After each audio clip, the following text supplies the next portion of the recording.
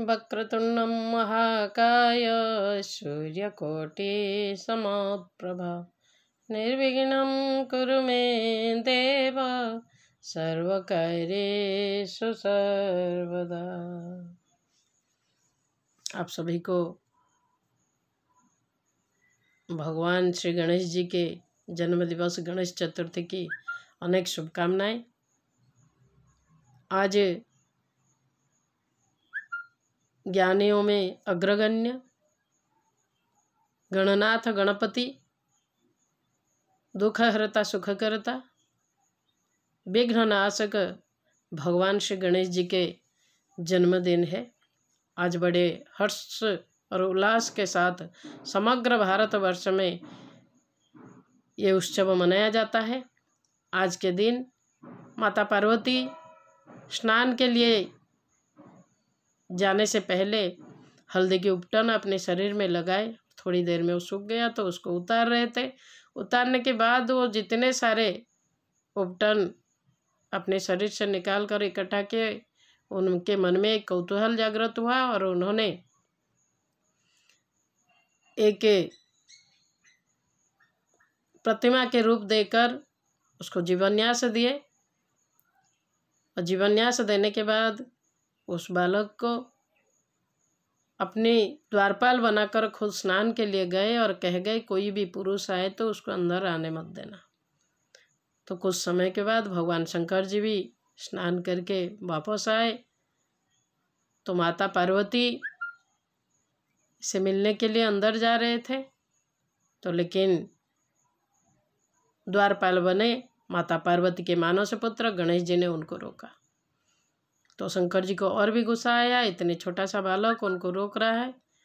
तो उन्होंने उसके साथ युद्ध करते हुए उनको पराजित किए और हत्या भी कर दिए, उनके सिर काट दिए। अंदर आए, माता पार्वती तब तक स्नान कर चुके थे। भगवान शंकर जी के क्रोध को देखते हुए उनको लगा शायद उनको भूख लगा होगा, इसलिए उन्होंने उनको दोनों थाली में भोजन परोस के लाए।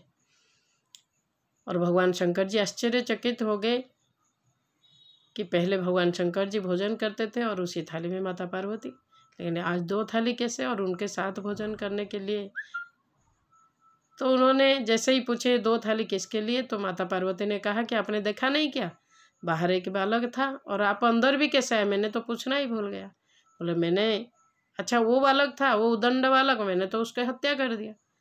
तो माता पार्वती अपने पुत्र की हत्या की बातें सुनकर बहुत रोने लगे, चिल्लाने लगे और फिर दुखी हो गए। अत्यंत दुख से पीड़ित हुए तो भगवान शंकर जी बाहर गए। बाहर जाकर देखे सच में धड़ तो पड़ा है लेकिन सिर नहीं है। तो उन्होंने फिर अपने जो दूत इत्यादि थे, अनुचर थे, सबको कहीं ना कहीं भेजे और किसी ने जाकर एक स्थान पर जहाँ एक हाथी पड़ा था, सोया हुआ था, उस हाथी के सिर को, जो पश्चिम दिशा की ओर करके सोया था सिर को, उसको काट कर ले आए।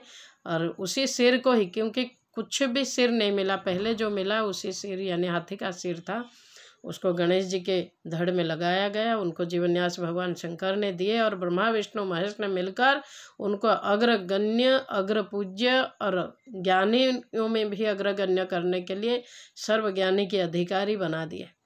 उनको आशीर्वाद उसी प्रकार से किए। तो भगवान गणेश जी के पूजा आज के दिन हम उनके जन्मदिन मनाने के साथ साथ उनको स्मरण करते हुए हम मनाते रहते हैं। और हमको बुद्धि प्रदाता भी है और ज्ञान प्रदाता भी है। उनकी पूजन हम करते हुए उनसे सारे आशीर्वाद प्राप्त करते हैं।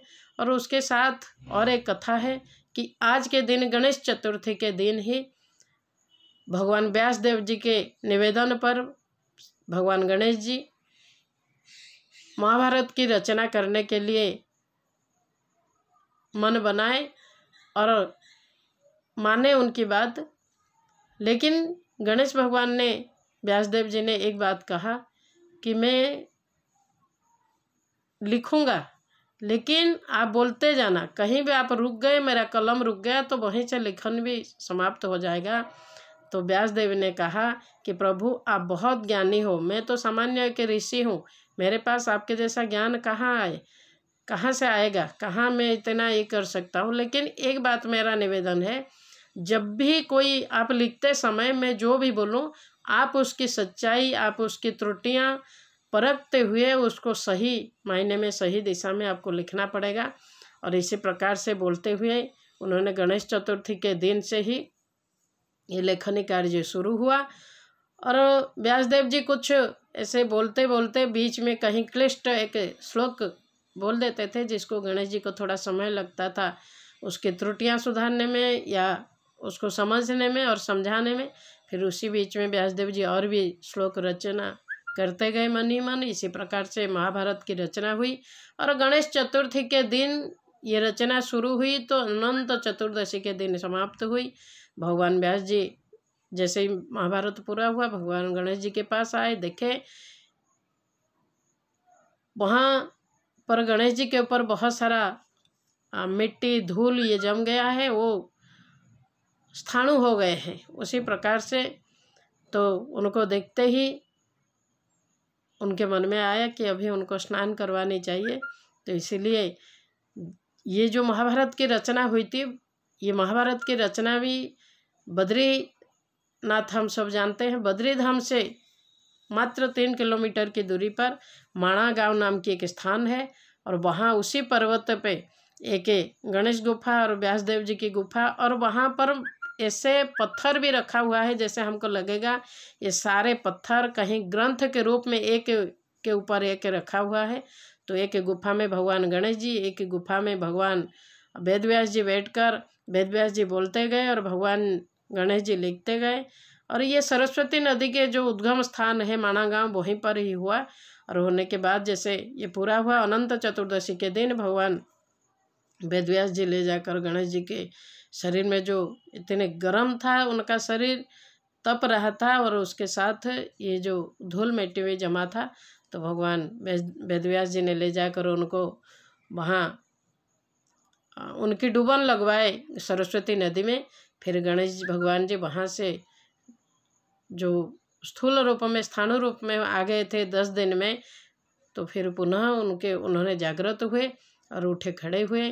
और तब से लेकर आज तक पूरे भारतवर्ष में भगवान गणपति जी की पूजा होने के साथ साथ सभी ने उनको गणेश चतुर्थी के दिन ही बिठाते अपने घर में, कहीं पंडाल में, कहीं पर भी एकत्रित बिठाकर फिर अनंत चतुर्दशी तक उनकी पूजा चलती है। और अनंत चतुर्दशी के दिन सभी लोगों ने ले जाकर भगवान जी को जल में ठंडा करते हैं, यानी उनकी विसर्जन करते हैं, विसर्जित करते हैं।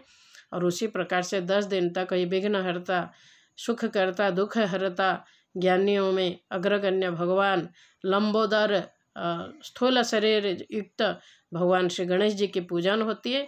हम सब लोग भी ज्ञान प्राप्ति के लिए, बुद्धि प्राप्ति के लिए, समस्त ऐश्वर्य प्राप्ति के लिए भगवान गणेश जी की पूजन करती हैं। बोलिए गणेश भगवान जी की जय। आज ये जो वीडियो मैं आप लोगों के सामने रख रही हूँ, आप लोग अवश्य सुनना और दूसरों को सुनाना, यही मेरा निवेदन है। बोलिए जय श्री राम, जय भारत माता।